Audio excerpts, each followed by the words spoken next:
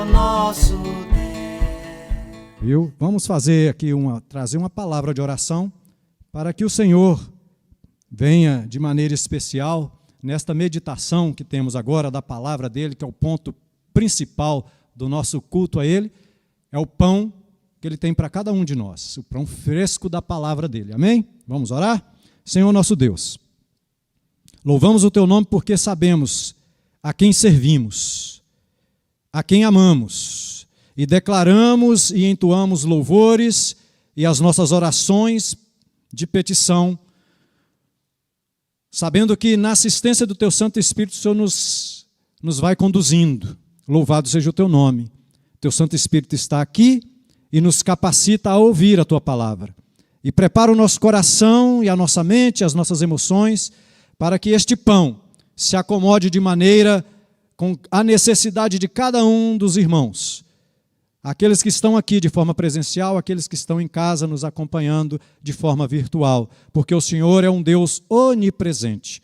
E o Senhor está aqui, está lá com eles, e que a tua palavra seja engrandecida neste momento, para o louvor da tua glória, com perdão dos nossos pecados, em nome de Jesus. Amém. Amém. Muito bem. É sempre uma honra e, ao mesmo tempo, é com temor e tremor que nos vemos nessa posição de trazer uma mensagem de Deus para a congregação, para a igreja do Senhor. E eu espero que você esteja comigo, porque nós vamos aí discorrer em um tema muito interessante e que faz parte, se você acompanhou a exposição aqui no projetor, do projeto, lá no início nós temos aí 2 versículos, temas do nosso ministério. É o Esdras 7:10, mas eu não vou falar dele agora, eu vou falar do Isaías 58, 12 e 11, 12. Porém, eu vou explanar um pouquinho sobre todo esse contexto, essa situação desse Isaías 58, e que os irmãos estejam atentos à palavra do Senhor. Se a resposta a cada pergunta que fazemos sobre a fé, as obras e o jejum não tiver por si só, nos seus questionamentos, como seguidor de Jesus, como estudante da palavra do Senhor, ou como aquele que simplesmente para escutá-la ou para recebê-la, a palavra de Deus nesse momento vai nos trazer algumas respostas com relação a este Isaías 58, que trata exclusivamente da fé, das obras e do jejum. E o alvo da primeira parte desse texto, do capítulo 58, é mostrar que a fé, se ela não for acompanhada por ações de misericórdia, por si só, ela está morta, sem validade. Nós temos referências bíblicas com relação a esta afirmação do profeta, lá quando Paulo escreve a Tiago, no capítulo 2, no versículo 14 e 26, e também em Mateus 6, 5 a 18, não vou ler porque são textos longos, e também no Salmo 51, de 1 a 5, aliás, Salmo 15, de 1 a 5, e também lá em Tito, no capítulo 3, do versículo 4 ao versículo 11. Se você é daqueles que anotam, beleza, creio que nós temos perdido muito essa prática. Eu tinha muito essa prática de anotar todas as referências importantes numa pregação ou num estudo bíblico. Mas hoje nós temos aí a internet que às vezes facilita tanto que nós nos acomodamos, mas que o Espírito Santo do Senhor possa gravar em seu coração. Amém? E se você for estudar a palavra de Deus, ela vai te levar para esses textos. É assim que nós devemos entender de como nós recebemos o pão fresco da parte do Senhor. Como igreja unida, comunidade, como igreja individual, que sou eu e sou você. Nós formamos o corpo de Cristo. Neste exato momento, tem muitos outros irmãos também reunidos em toda parte do mundo. Louvado seja Deus, porque o Evangelho hoje faz parte do mundo inteiro, mas nós temos que continuar marchando nessa perspectiva de proclamar este Evangelho maravilhoso. Então vamos à leitura. Acompanhe comigo. Isaías 58, do verso 1 ao verso 12. Diz assim: clama a plenos pulmões, não te detenhas, ergue a voz como a de trombeta e anuncia ao meu povo a sua transgressão e à casa de Jacó os seus pecados. Mesmo neste estado, ainda me procuram dia a dia, têm prazer em saber os meus caminhos, como o povo que pratica a justiça e não deixa o direito do seu Deus. Observem bem. Perguntam-me pelos direitos da justiça. Têm prazer em se achegar a Deus, dizendo: por que jejuamos nós e tu não atentas para isso? Por que afligimos a nossa alma e tu não os levas em conta? Eis que, no dia em que jejuais, cuidai dos vossos próprios interesses e exigis que se faça todo o vosso trabalho. Eis que jejuais para contendas e rixas, para ferirdes com punho iníquo, jejuando assim como hoje, não se fará ouvir a vossa voz no alto. Seria este o jejum que escolhi? Que o homem um dia aflija a sua alma, incline a sua cabeça como um junco e estenda debaixo de si pano de saco e cinza? Chamarás tu isto jejum e dia aceitável do Senhor? Veja a advertência do profeta para essa situação nesse contexto do povo de Israel, o povo de Deus. Aí ele vem: porventura não é este o jejum que escolhi, que soltes as ligaduras da impiedade e desfaças as ataduras da servidão, deixes livre os oprimidos e despedaces todo o jugo? Porventura não é também que repartas o teu pão com o faminto e recolhas em casas os pobres desabrigados, e se vires o nu, o cubras e não te escondas do teu semelhante? Então, aí vem a promessa, depois da advertência: romperá a tua luz como a alva, a tua cura brotará sem detença, a tua justiça irá diante de ti, e a glória do Senhor será as tua retaguarda. Então clamarás e o Senhor te responderá, gritarás por socorro e ele te dirá: eis-me aqui. Se tirardes do meio de ti o jugo, o dedo que ameaça, o falar injurioso, se abrires a tua alma ao faminto e fartares a alma aflita, então a tua luz nascerá nas trevas e a tua escuridão será como o meio-dia.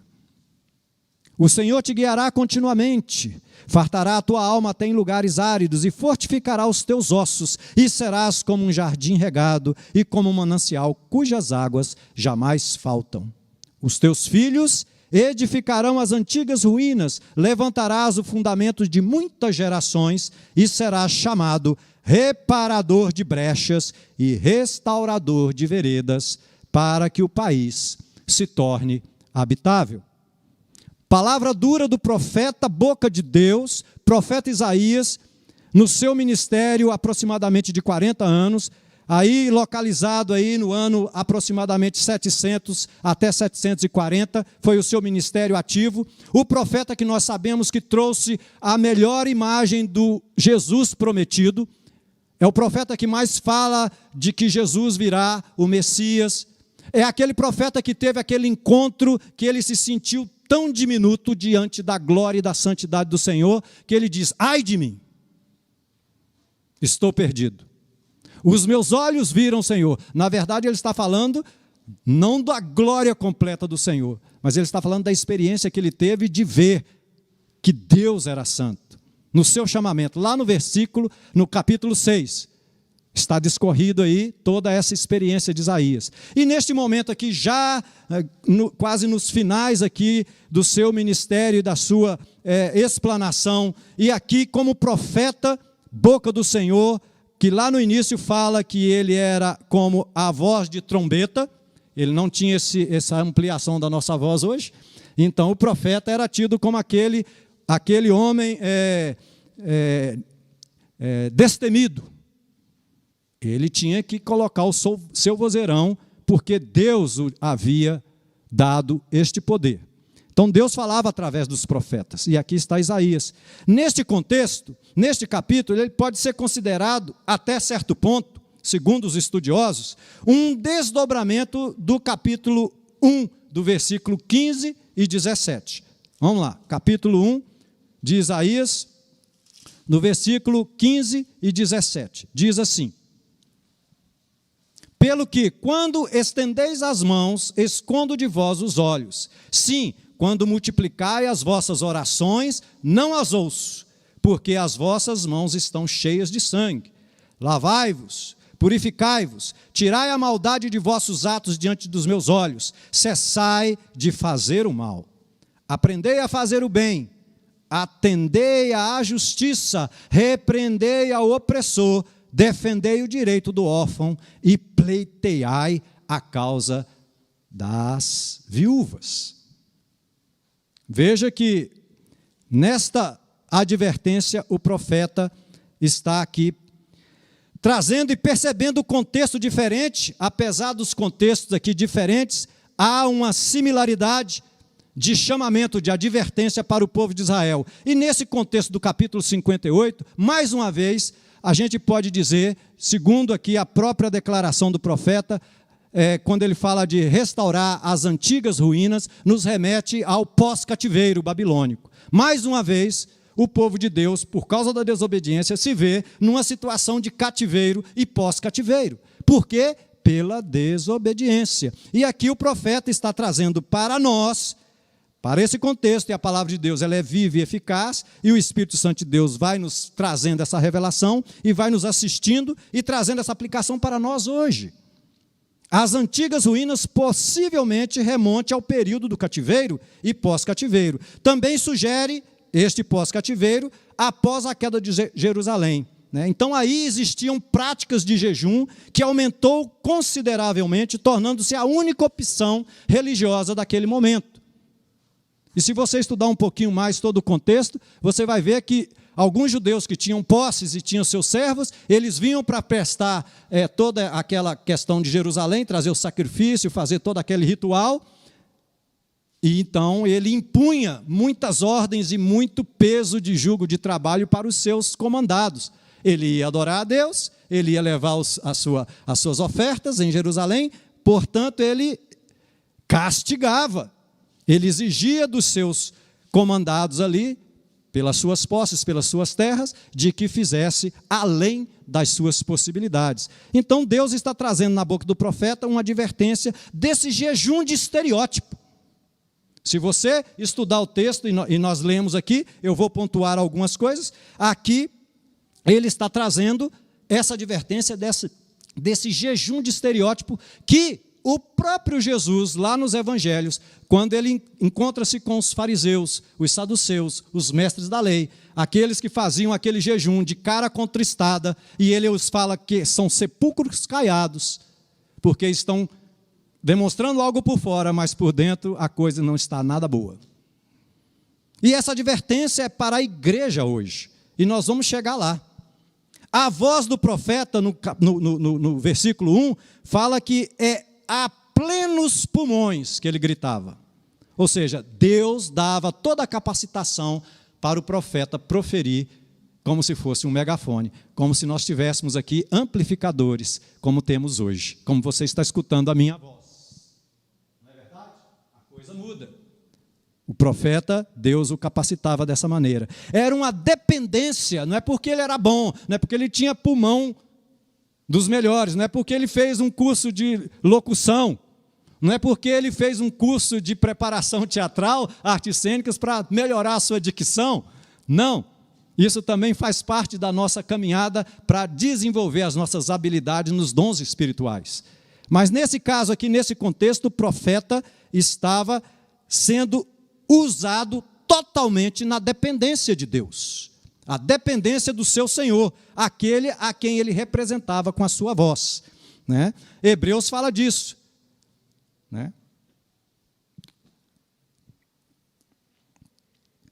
No 58, no versículo 2, destaca a religiosidade do povo.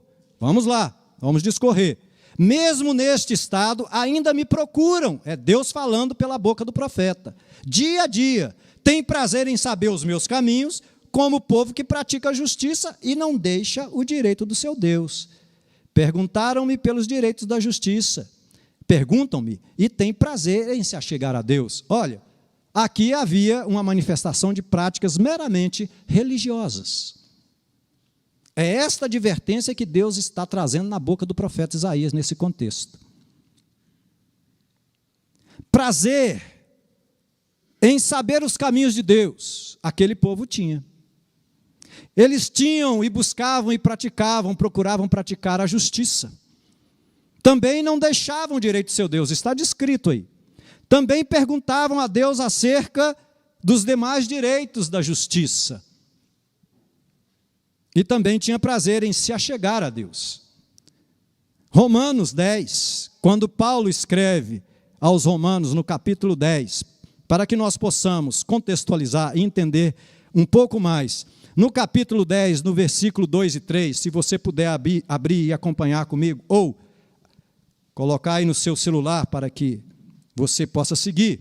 No capítulo 10 de Romanos, quando Paulo escreve, ele diz assim, no versículo 2, porque lhes dou testemunho de que eles têm zelo por Deus, porém, não com entendimento. Porquanto, desconhecendo a justiça de Deus e procurando estabelecer a sua própria, não se sujeitaram à que vem de Deus. Essa AA é a justiça de Deus. Esse era o contexto desse povo a qual o profeta está trazendo essa advertência. Muito bem, o verdadeiro jejum, meus irmãos, nesse texto aqui, ele se relaciona com o arrependimento. Hoje nós vivemos um evangelho muitas vezes praticado de maneira que tem que me agradar. O pastor falou disso aqui no início. Um evangelho que tem que me agradar, senão eu não aceito. Um evangelho que tem que estar segundo aquilo que eu gosto de fazer e praticar e de pensar e não me confrontar, por favor. Porém,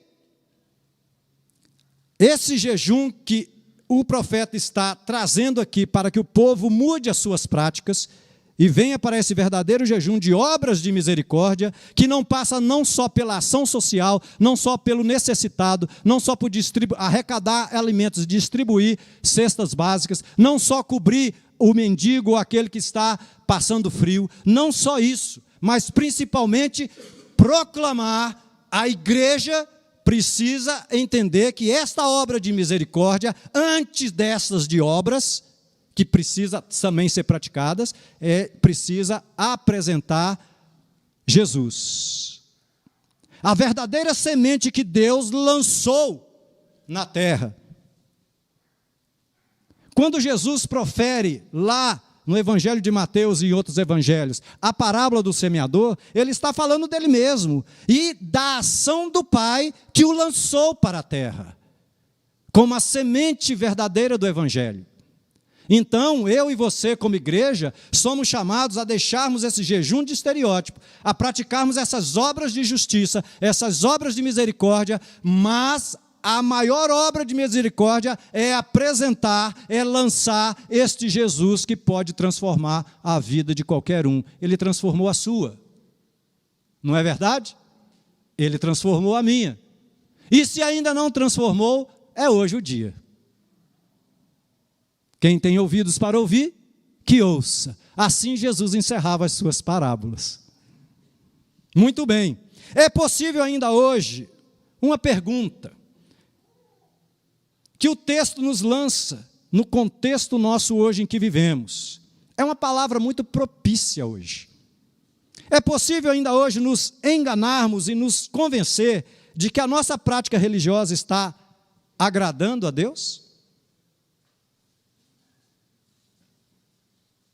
É uma pergunta.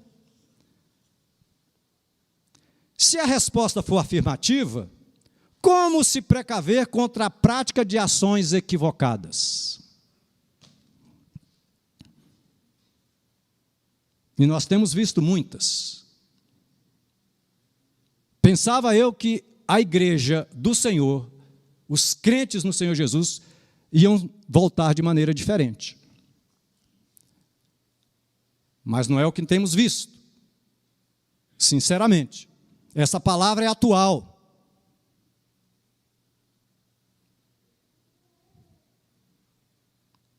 A minha reflexão, e que eu compartilho com os irmãos, é de que este momento é uma manifestação de Deus para que o mundo conheça o seu poder e saiba que Ele é o dono de todas as coisas. Assim como Davi declarou no Salmo 24, versículo 1, ao Senhor pertence a terra. Você não pode fazer nada. E tudo que nela se contém, você não é dono de nada. O mundo, todas as coisas criadas por Ele e para Ele.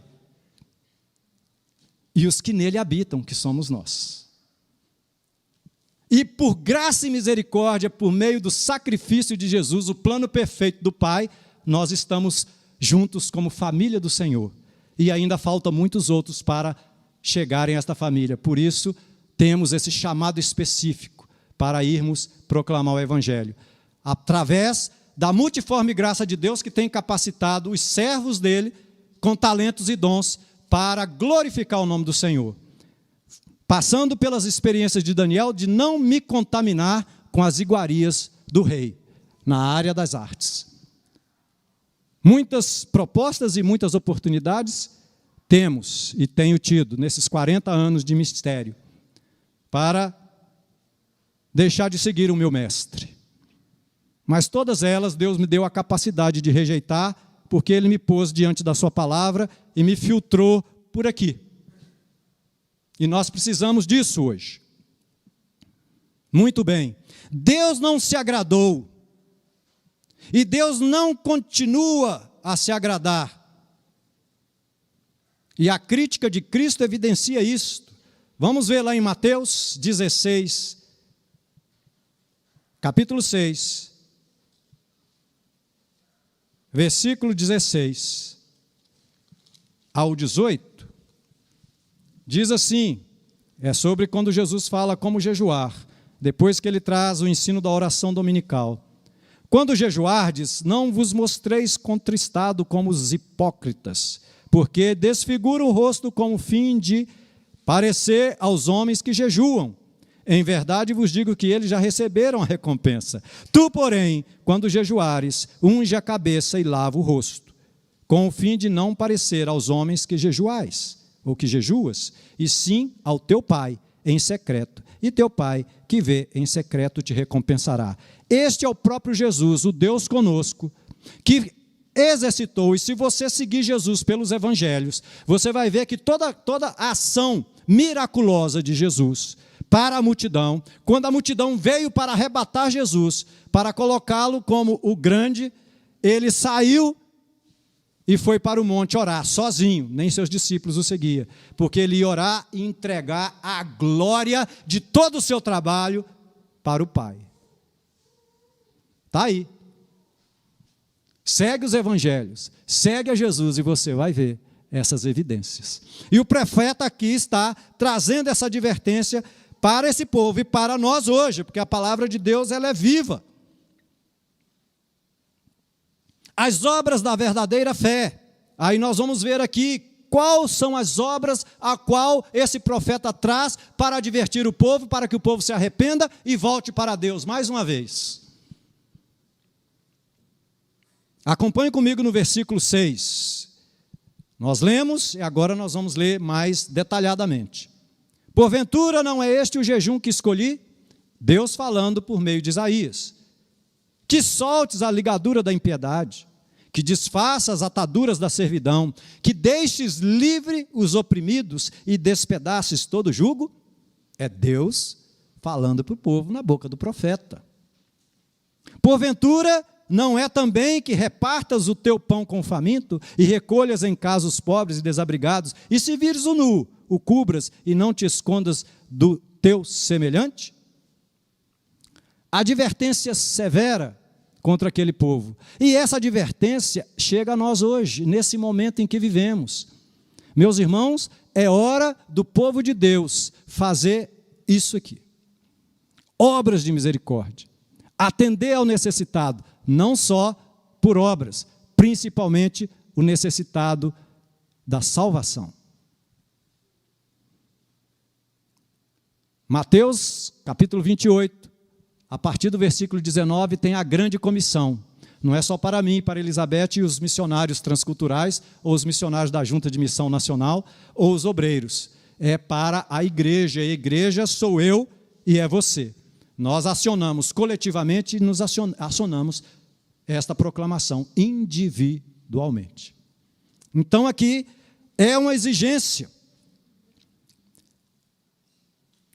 Esta exigência de Deus está aqui no versículo 9, na sequência, ao 9 e 10.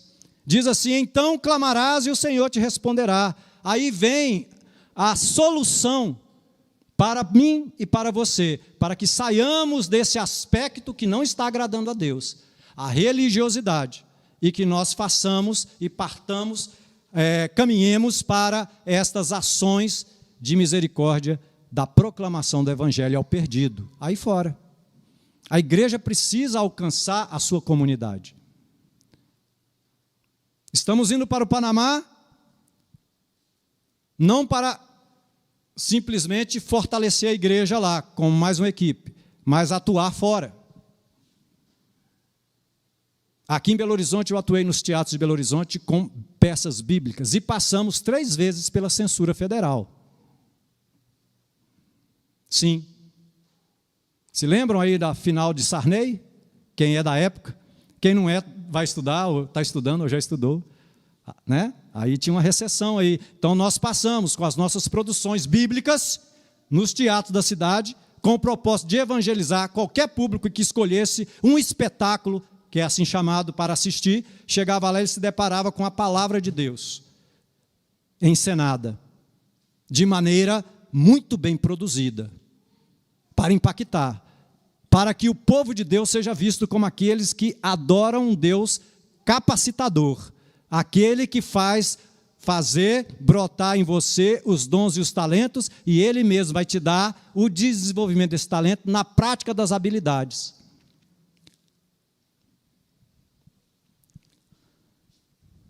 As exigências de Deus são estas no versículo 9 e 10. Mas a postura do povo que visa suprir a falta de amor em detrimento da censura maliciosa.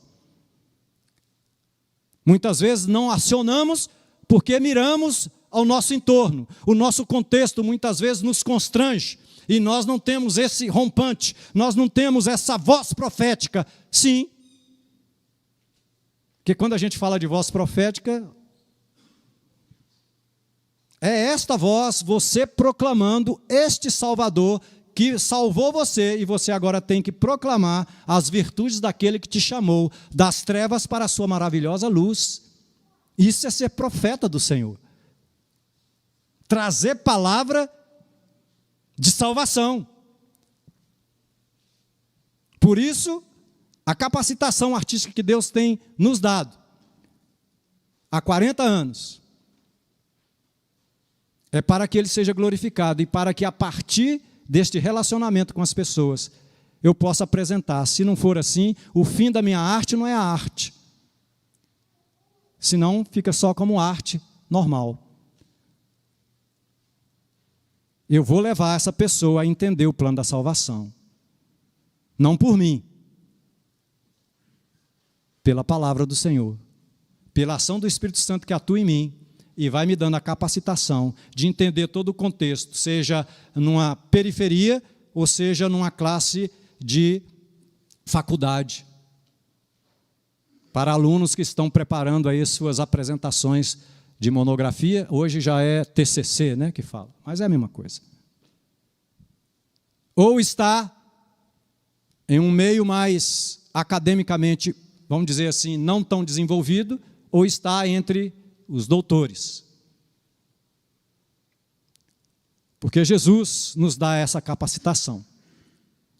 E chegando aqui para o final, meus irmãos, dessa meditação, neste episódio aqui, nesse contexto em que Isaías traz essa advertência para o povo de Israel, que era a igreja do Senhor. Não estava estabelecida como igreja, mas já era o povo do Senhor, que nós acompanhamos desde lá, da semente de Abraão.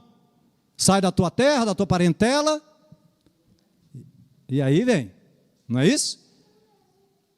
Claro que a igreja, como nós temos hoje, ela foi estabelecida a partir de Cristo, com seus discípulos e seus apóstolos.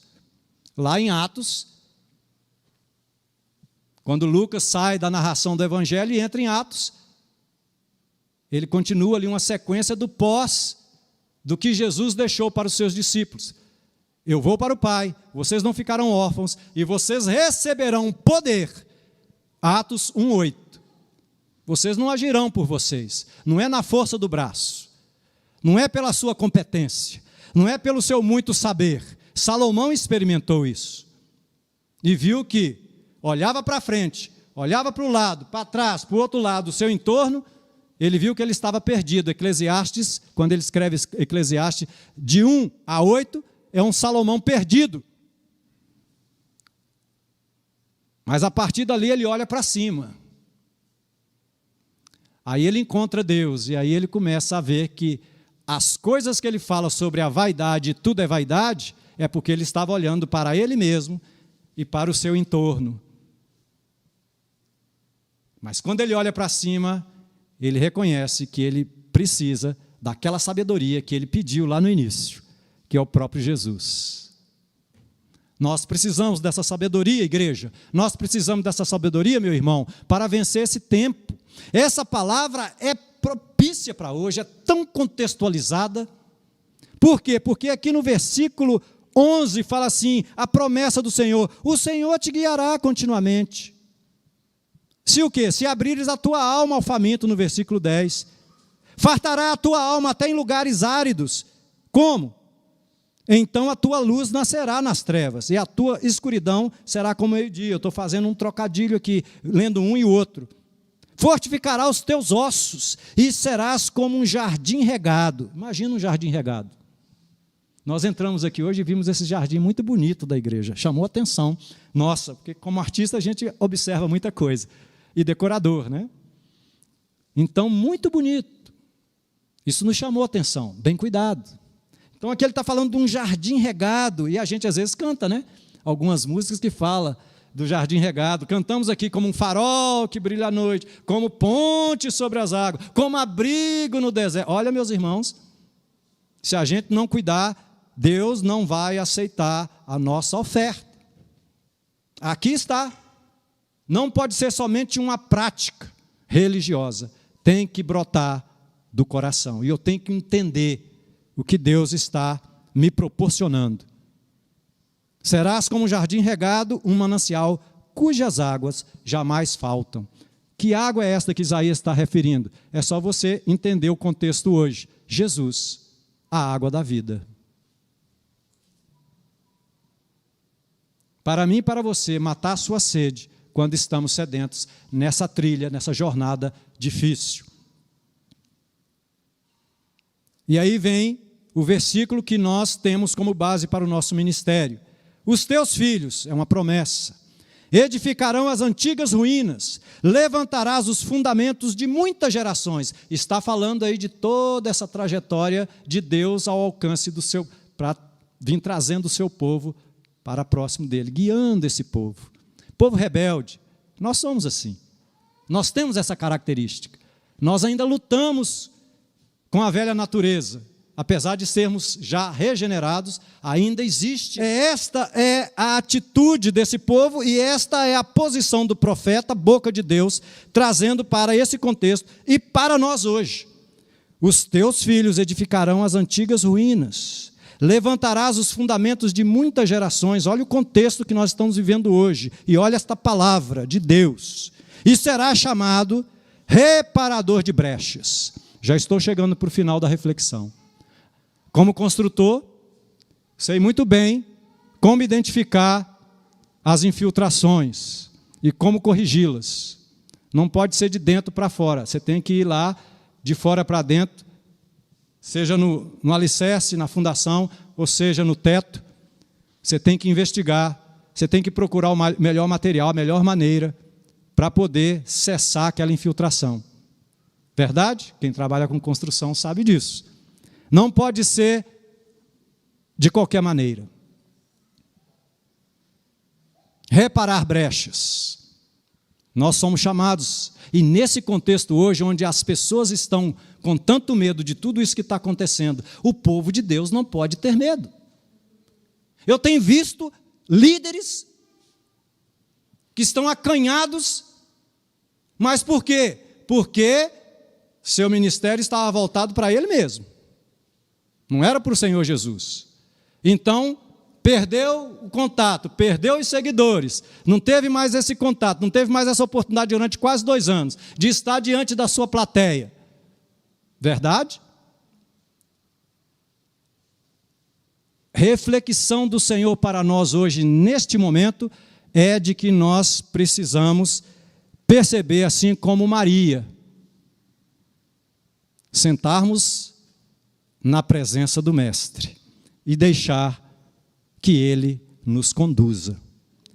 Não pode haver temor no seu coração, meu irmão. Minha irmã, meu irmão que está nos acompanhando em casa, você que é a igreja do Senhor, e nós que formamos a igreja, esta palavra nos traz essa advertência de que nós temos que sair como os grandes valentes deste momento, para alcançar aí fora, com este poder da palavra, dada pelo próprio Espírito Santo de Deus, que nos assiste nas nossas fraquezas. Mas nós precisamos deste ânimo que Jesus conclamou aos seus discípulos. Então você será chamado reparador de brechas, e mais uma, restaurador de veredas. Quem trabalha com restauração, eu trabalho também com restauração. Você tem que escavar até a última, primeiro lá inserção, seja de tinta, seja de qualquer material. Já viram essas restaurações de museus, de obras de arte aí? O cara gasta tempo, o artista ali vai fazer toda uma pesquisa para saber aonde ele vai chegar para iniciar o trabalho de lá para cá. Essa é a ação do Espírito Santo na nossa vida. E esta é a palavra que o profeta está trazendo nessa advertência para que este povo, e para que nós hoje, saiamos deste momento sem temor, e sim fortalecidos no Senhor para reparar brechas e restaurar veredas de vidas que estão aí fora e no nosso meio, que são muitos, deprimidos, contristados, temerosos. Se o Senhor me chamou para segui-lo e eu o estou seguindo verdadeiramente, olha, o Salmo 23 tem que fazer diferença na minha vida neste momento. Ainda que eu ande pelo vale da sombra da morte, eu não temerei mal nenhum. Olha o salmista. É uma palavra para mim e para você hoje, altamente contextualizada. Veja como a palavra de Deus ela é viva. E para quê? Para que o país, porque nós vamos reparar brechas e restaurar, reparar brechas e restaurar veredas de vidas, não somente com obras de ação social, mas com obra de misericórdia que antecede a pregação do Evangelho. O intuito nosso é assistir à necessidade básica. Jesus fez isso. Mas o fim tem que estar na salvação, no alcance daquele que precisa do pão da vida e da água que mata toda sede e do sangue que purifica de todo pecado. Oh, louvado seja Deus. Aleluias. Para quê? Para que o país se torne habitável. Está aí no final o profeta dizendo por que aquele povo deveria mudar suas atitudes, suas práticas e voltar a praticar as verdadeiras obras de misericórdia, incluindo o final de tudo, o arrepender-se e voltar-se para Deus.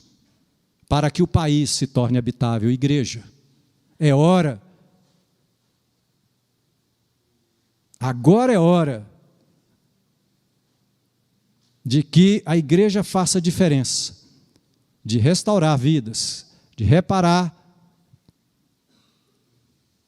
pessoas com joelhos trôpegos, vacilantes, com o evangelho da salvação, o evangelho que traz equilíbrio, o evangelho que nos proporciona vida eterna. Amém? Oremos? Se vocês podem ficar de pé.